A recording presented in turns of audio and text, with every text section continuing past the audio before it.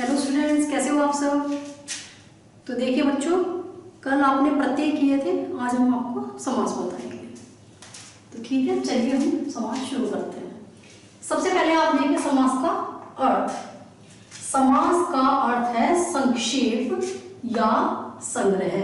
संक्षेप यानी कि शब्दों को छोटा करना, कुछ शब्दों को मिलाकर उसे संक्षिप्त रूप प्रदान करना या उसे संक्षेप में लिखना, या फिर अलग अलग पदों का संग्रह करना अर्थात उन्हें इकट्ठा करना।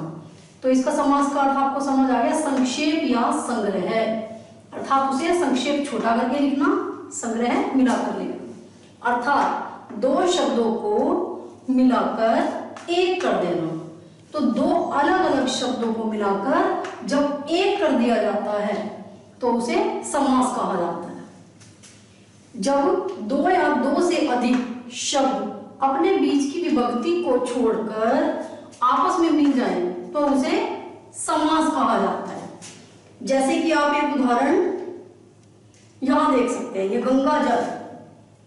तो ये जो अलग अलग पद हैं, गंगा और जल, और इनके बीच में का विभक्ति लगी हुई है। तो जब हम इसमें समास करेंगे तो ये क्या हो जाएगा, ये विभक्ति का, इसे हम हटा देंगे और ये क्या हो जाएगा, गंगा जल, इसे हम जोड़कर लिख देंगे संक्षेप में। तो एक बार फिर से देख लें, जब दो या दो से अधिक शब्द अपने बीच की विभक्ति को छोड़कर, जैसे का, ने आदि जो विभक्ति है उसे छोड़कर आपस में मिल जाए तो उसे समास कहते हैं। तो समास का अर्थ आपको अच्छे से समझ आ गया होगा। अब चलो आगे बढ़ते हैं। समास के पहले खंड को, जैसे कि गंगा, ये इसका पहला खंड है, इसे पहला खंड या पूर्व खंड कहेंगे, और जल को उत्तर खंड या दूसरा खंड कहेंगे। तो समास के पहले खंड को क्या कहेंगे, पूर्व पद या पहला पद, दूसरे खंड को या उत्तर खंड को क्या कहेंगे, दूसरे खंड को उत्तर पद। और समास के द्वारा छोटे किए गए पद को समस्त पद कहते हैं।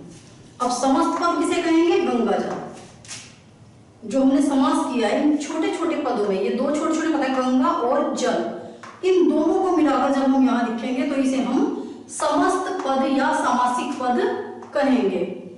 तो सबसे पहले समास का अर्थ आपको समझ आ गया है। इसके जो अलग अलग टुकड़े हैं, खंड हैं, उन्हें क्या कहते हैं वो भी आपको समझ आ गया। गंगा इसका पूर्व पद है, जल उत्तर पद है, का विभक्ति है।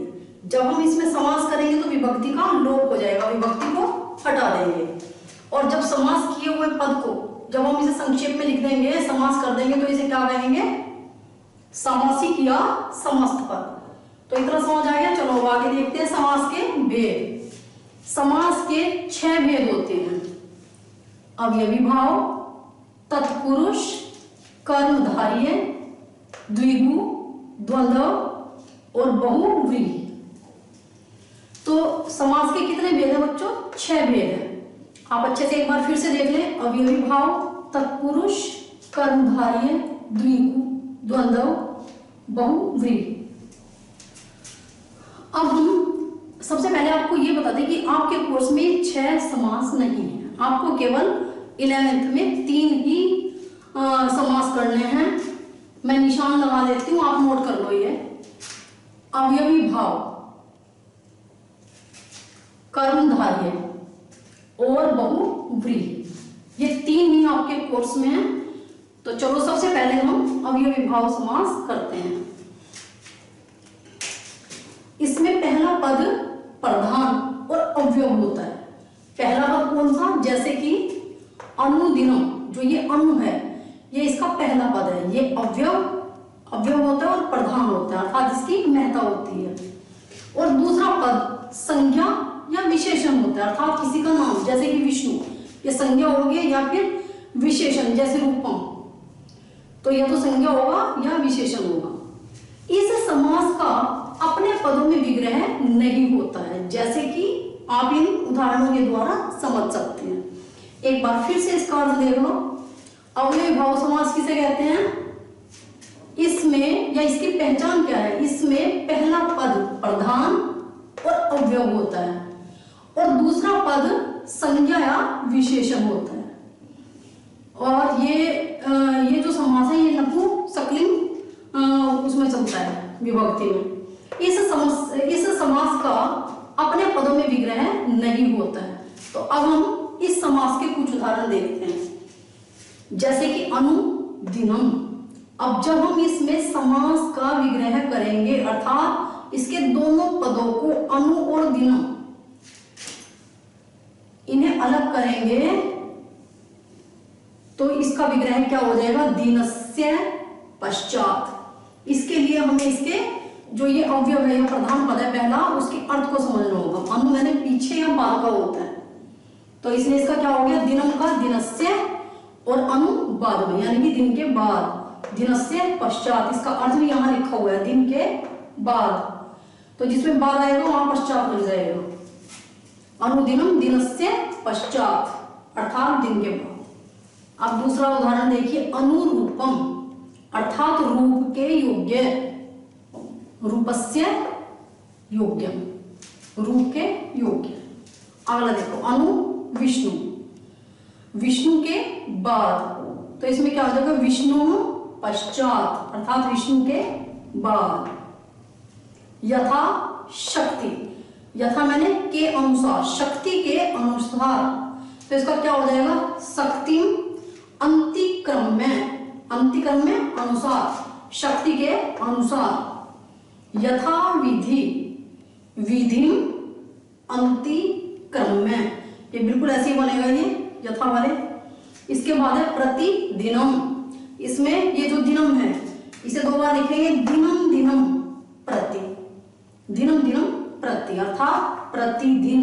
तो प्रतिदिन, प्रतिदिनम का विग्रह क्या हो जाएगा? दिनम दिनम प्रति। अगला देखो, प्रत्यक्षम, इसका हो जाएगा अक्षम प्रति। अक्षम अर्थात आंखों के, प्रति सामने, आंखों के सामने। तो प्रत्यक्षम अक्षम प्रति, इसे अलग करके लिख देंगे, आंखों के सामने। उपगंगम, इसका समास विग्रह हो जाएगा गंगाया समीपे, गंगा के समीप। उप मैंने समीप, उपसर्ग में बताया था, उप मैंने पास या निकट। तो गंगा के निकट या गंगा के पास, तो क्या हो जाएगा? गंगाया समीपे, गंगा के समीप। अब देखिए बच्चों, इसके कुछ उदाहरण और देखिए। ये समासिक पद, विग्रह और समास का अर्थ। उपतटम, उपतटम में क्या हो जाएगा? तटस्य समीपे, अर्थात तट के समीप। आ समुद्रम, अर्थात समुद्र पर्यंत। तो इसका हो जाएगा समुद्रस्य पर्यंतम, समुद्र पर्यंत। आ जन्मम, इसका हो जाएगा जन्म पर्यंतम, जन्म पर्यंत। से हरि का क्या हो जाएगा? हरे सदृशम, अर्थात हरि के सदृश, हरि के समान। अधिहरि, हरौ इति, अर्थात हरि के विषय में। इसका क्या हो जाएगा? हरौ इति, किसका हो जाएगा? अधिहरि का। से हरि का क्या हो जाएगा? हरे सदृशम। निर्जनम, निर्जनम में क्या हो जाएगा? जना नाम अभाव है, अर्थात लोगों का अभाव। निर्धन का क्या हो जाएगा? निर्धन है धना नाम, धना नाम अभाव, अर्थात धन का अभाव।